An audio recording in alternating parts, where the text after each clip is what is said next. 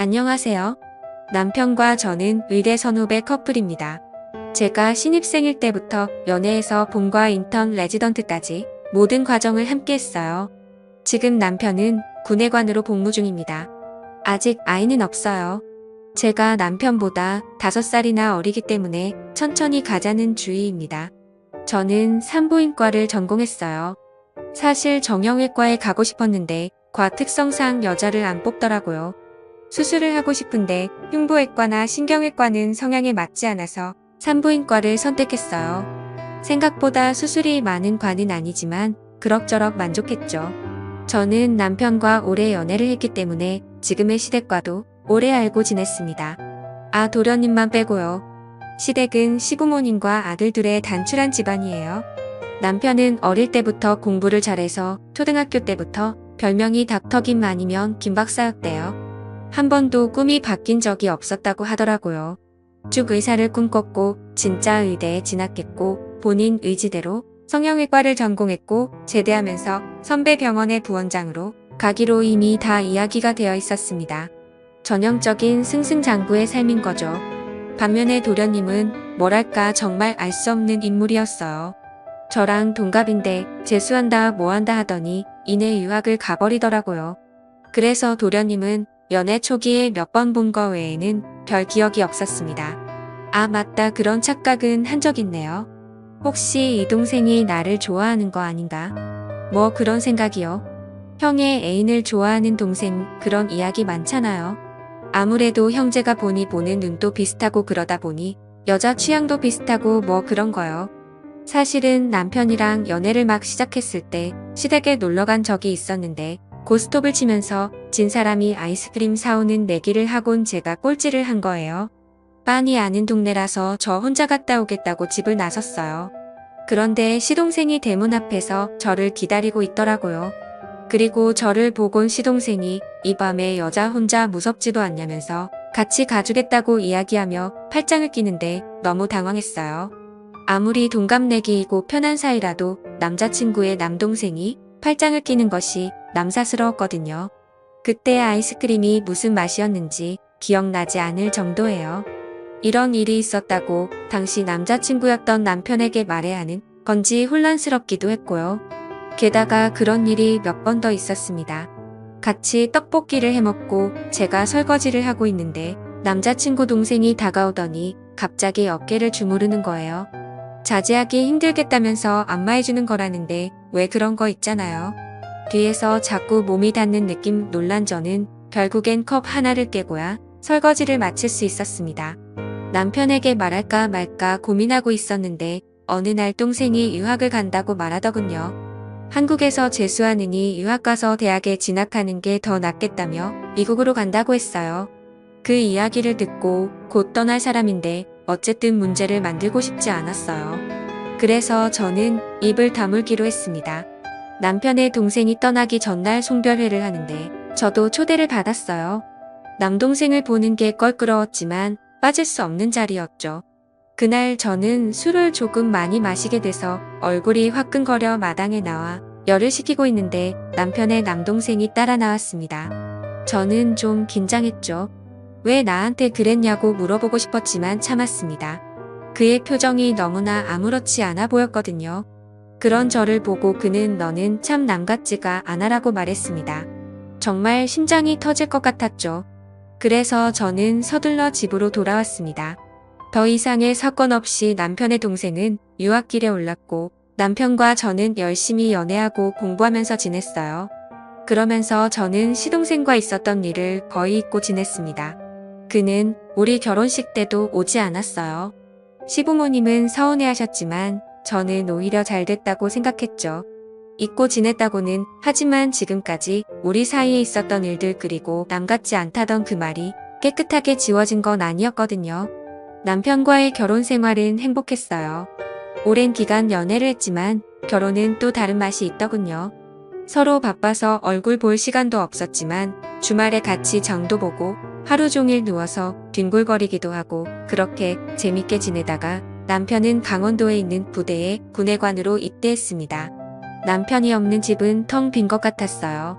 전화가 자주 왔지만 어디 옆에 있는 것과 같나요?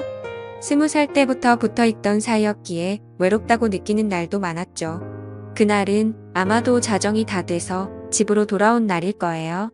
새벽부터 진통하던 산모 상태가 좋지 않아 밤에 응급으로 수술을 했던 게 기억이 납니다. 지친 몸을 이끌고 엘리베이터에서 내리는데 문 앞에 누가 서 있더라고요. 너무 놀란 저는 소리를 지를 뻔했죠.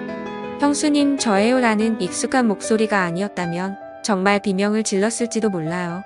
저는 눈을 깜빡이며 문 앞에 서 있는 남자를 다시 한번 쳐다봤습니다. 정말 시동생이었어요. 저는 놀란 가슴을 진정시키며 어쩐 일이냐고 물었죠. 언제 한국에 왔는지, 왜 연락 없이 이렇게 찾아왔는지 궁금했습니다. 마냥 문 앞에 세워둘 수도 없고 함께 집으로 들어오면서 저는 불부터 켰습니다. 거실은 물론 부엌, 한방, 서재, 심지어 화장실 불까지 다 켰어요. 왜 그랬는지는 저도 모르겠네요. 뭔가 불안했나 봅니다. 저는 도련님께 따뜻한 차를 내어주며 어떻게 온 거냐고 다시 물었습니다. 도련님은 대답 없이 차만 마시더니 부모님은 자기가 귀국한 걸 모르신다고 아무도 모르니 말하지 말라고 하더군요. 저는 괜히 긴장돼서 침을 꼴깍 삼켰습니다. 이어서 도련님은 저에게 며칠만 있게 해달라고 했습니다. 당장 갈 데가 없어서 왔다고 갈 곳을 구해서 나갈 테니 좀 봐달라고요. 저는 거절할 수가 없었죠. 다음 날부터 저는 일부러 일찍 출근했고 괜히 민기적거리며 늦게 퇴근했어요. 남편도 없는 집에서 시동생과 단둘이 있는 게 좀 불안했거든요.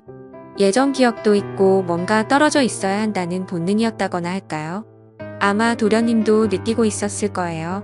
제가 도련님을 많이 불편해한다는 걸. 그렇게 며칠이 지난 어느 날이었습니다. 중요한 자료가 들어있는 USB를 놓고 와서 점심시간을 이용해서 집에 들른 날이었어요. 그런데 문을 열고 들어간 저는 차마 입에 올리지 못할 일을 겪었습니다. 현관문을 열고 거실을 지나 안방 쪽으로 가니 방문이 열려 있었어요. 뭐지 싶어서 살금살금 다가서려는 찰나 누군가 나의 손을 거칠게 휙 낚아채더라고요. 그건 바로 도련님이었어요. 저는 지금 뭐 하는 거냐고 왜 이러냐고 소리치자 도련님이 저를 데리고 급히 안방으로 들어갔습니다. 그리고는 다급하게 말했어요. 이젠 더 이상 못 참겠어요. 오늘 일은 전부 잊어달라면서요. 도련님은 샤워 가운을 입고 있었는데 저는 도련님의 허리에 두른끈이 부러지는 걸 보며 동시에 눈을 감아버렸죠. 그런데 그 뒤로 시간이 꽤 흘렀는데 아무 일도 일어나지 않는 거예요. 그래서 저는 조용히 눈을 떴습니다. 그리고 엄청난 광경을 보게 되었습니다. 도련님이 여성용 슬립을 입고 있는 겁니다.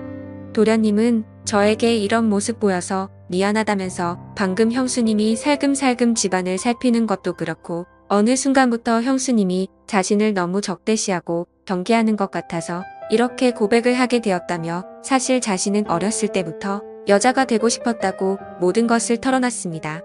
공부를 잘하고 남자다웠던 형과는 달리 자신은 소극적이고 얌전한 성격이어서 남중남고를 다니며 나는 내 자신이 남자인 것을 받아들일 수가 없다. 여자가 되고 싶다는 생각을 막연하게 했고 그 마음을 형에게 털어놓은 순간 정신 나간 놈 취급을 당했다고 했죠. 그리고 제 남편이 부모님께 말하면 죽여버리겠다고 했대요. 너 같은 거 남았다고 생각하시면 고통스러우실 거다. 여기 있지 말고 외국으로 나가서 더 하고 싶은 대로 하고 살라고 했다고 하더군요. 그제야 모든 게 이해가 됐습니다. 자신이 여자라고 생각하니까 제 팔짱을 낀 것이 어색하지 않았을 테고 중간중간 스킨십이 있었어도 이상하지 않았을 겁니다. 설거지할 때 안마를 해준 것도 여자 친구들끼리의 자연스러운 스킨십 같은 것이었고 남 같지 않다는 말은 같은 여자 그러니까 제가 형수가 아니라 세원이 같다는 말이었겠죠. 저는 다리에 힘이 풀려 침대에 주저앉고 말았습니다. 그래서 정말 한 번도 여자한테 끌려본 적이 없냐고 물었습니다. 정신과 전문의는 아니지만 실습을 나간 적이 있는 터라 저는 의사로서 물었습니다. 도련님은 단 한 번도 여자에게 매력을 느낀 적이 없다고 했어요. 연애를 한 적도 당연히 여자랑 사랑을 해본 적도 없다고요. 이렇게 건장한 청년이 저는 시동생의 몸을 보며 어쩌면 아깝다는 생각이 들었던 것 같습니다. 형을 닮아 남성적이고 탄탄한 몸이었어요. 아니 말라서 그렇지 형보다 더 키가 크고 골격도 컸습니다. 저는 괜히 침을 꼴깍 삼켰어요. 앞으로 어떻게 할 거냐고 물었더니 여자로 살 계획을 차근차근 말해주더군요. 혼자 잘 헤쳐나갈 테니 비밀로 해달라고 나중에 밝혀져도 형수는 모르는 척하면 된다고 했습니다. 시동생의 비밀을 알게 된 저는 당분간 집에 있는 것을 허락했어요. 도련님이 아니고 아가씨라고 생각하기로 했고 그럼 불편할 것도 거리낄 것도 없었으니까요. 그렇게 비밀스러운 동거는 시작되었습니다. 도련님은 제 옷을 입어보기도 했고 제 화장품과 고데기를 써보기도 했어요. 저는 마치 여동생 아니 아가씨와 제 물건을 나누듯이 자연스럽게 지냈고 수다를 떨다가 소파에서 나란히 낮잠을 자기도 했습니다. 남편 없이 외롭던 생활에 도련님과의 동거는 꽤나 즐거웠죠. 그러던 어느 날이었어요. 같이 영화를 보고 있었는데 러브신 가득한 장면이 나왔습니다. 괜히 멋쩍어져서 저는 농담 반 진담 반으로 물어봤어요. 정말 여자랑 사랑을 해본 적이 없느냐고요. 그게 무슨 뜻이었는지 모르겠습니다. 어쩌면 한 번쯤은 여자와 사랑을 나눠보고 이후에 선택했으면 하는 바람이었을지도 모르겠네요. 그러고 나면 여자를 좋아하게 될 수도 있으니까요. 그래서 계속 남자로 살겠다고 마음을 바꿀지도 모르니까요. 그렇게 도련님을 설득 아닌 설득을 해보려고 했던 것 같았습니다. 제 질문에 시동생은 그냥 피식 웃었죠. 그리고 그날 밤 그 질문에 대한 답을 내더군요. 잠이 오지 않아 뒤척이고 있는데 도련님이 안방으로 들어왔습니다. 평소에도 같은 여자끼리인 것처럼 거리낌 없이 지낸 터라 그러려니 하고 있었죠. 도련님은 제 옆에 눕더니 제 어깨에 머리를 기대더군요. 그래서 제가 왜 그러나고 무서운 꿈이라도 꿨냐고 물으려는 찰나 그는 제게 다가오다가 갑자기 멈춰섰어요. 제 진심을 알겠죠? 여기까지 그게 그의 마지막 말이었어요. 그리고 그 방을 나갔죠. 더 이상의 그 어떤 말도 필요하지 않게 그는 완벽한 여자임을 증명했습니다. 혼란스러운 마음의 땀에 흠뻑 젖은 채 잠든 새벽 불현듯 눈을 뜬 저는 어제 내가 도련님께 무슨 짓을 한 건가 싶어 갑자기 미안했습니다. 그래서 이리저리 눈을 굴리고 있을 때 화장대 위에 놓인 편지 한 장이 눈에 들어왔어요. 그리고 시동생이 남긴 그 편지를 집어들었습니다. 편지에는 형수의 말은 고맙지만 여자로 살고 싶다는 마음은 변한 적이 없다. 그리고 이제 지낼 곳을 찾았으니 그곳에서 지내겠다. 그동안 많이 고맙고 잊지 못할 것 같다는 작별에 인사가 쓰여 있었습니다. 그러자 더 이상 죄책감이 들지 않았어요. 시동생이 가는 길에 확신을 주는 말이었다. 그렇게 생각하니 정말 아무렇지도 않았어요. 해가 뜨지 않은 새벽에 떠나버린 시동생을 떠올리며 저는 조금 슬프던 것도 같습니다. 얼마나 힘든 삶을 살게 될까 생각하니 안쓰럽고 가여웠죠. 그렇게 아무 일 없었다는 듯이 시간은 마냥 흘러갔습니다. 산모들이 아들인지 딸인지 궁금해하는 모습을 보면서 딸이라고 행복해하고 아들이라고 좋아하는 그 표정들을 보면서 저는 가끔 도련님을 떠올렸어요. 이렇게 처음부터 딸이었다면 얼마나 좋았을까. 태초부터 여성으로 태어났다면 정말 행복했을 텐데. 그러면 나와는 세상에 둘도 없는 새언니와 아가씨로 같이 목욕탕도 가고 쇼핑도 가고 마치 친자매처럼 지냈을 텐데. 뭐 그런 생각을 하면서 그 사람이 걱정되고 그립기도 했습니다. 산부인과와 소아청소년과의 모임이 있던 자리에서 예과 때부터 친했던 소아과 친구가 한 잔 더 하자며 우리 집으로 자리를 옮기게 됐어요. 이미 두 아이의 엄마인 그 친구는 소아청소년과 의사답게 꽤나 좋은 엄마인 듯 보였습니다. 맥주캔이 서너 개 비워갈 때쯤 친구가 고백 아닌 고백을 하더군요. 요즘 남편이랑 좀 시들하다고 그래서 애인도 만들고 싶고 그러는 것 같다고 하며 털어놓다가 저에게 물었습니다. 남편 없이 외롭지 않냐고 외로워서 바람 같은 거 피고 싶지 않냐고요. 그 미모의 의사에게 애인 만드는 거 너무 쉽지 않냐면서 대학 시절 절 쫓아다니던 치대 동기 이야기까지 꺼내더군요. 얼마 전에 우연히 백화점에서 만났는데 제 안부를 물으면서 얼굴이 빨개졌다고 했습니다. 너도 외로우면 엔조이로 몇 번 만나도 되지 않겠냐고 묻더라고요. 하지만 저는 그런 생각은 하나도 안 된다고 단언했어요. 나중에 더 나이 들어 권태기 같은 게 찾아온다면 모를까. 아직도 나에게는 남편밖에 없다고요. 그래서 나는 바람핀 적도 없고 바람필 생각도 없고 난 그냥 신랑뿐이라고. 친구는 혀를 차며 이 순진한 양반 그러면서 놀렸지만 저는 정말 진심이었습니다. 전 정말 바람을 핀 적이 없습니다. 그리고 바람을 필 생각도 없죠.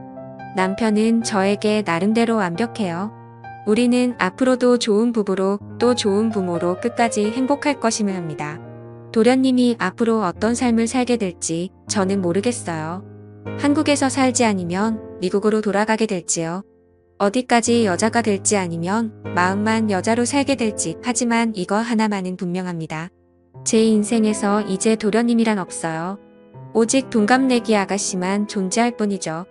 태어났지만 알콩달콩 즐거웠던 한 달간의 돈과 함께 낄낄거리며 봤던 영화들 서로 바꿔가며 보던 잡지들 같이 잡아주며 했던 스트레칭과 요가 그리고 그날 그 밤에 그 시간들 그 모든 걸 저는 아주 순수하게 기억할 겁니다. 지금까지 제 사연을 들어주셔서 감사드립니다.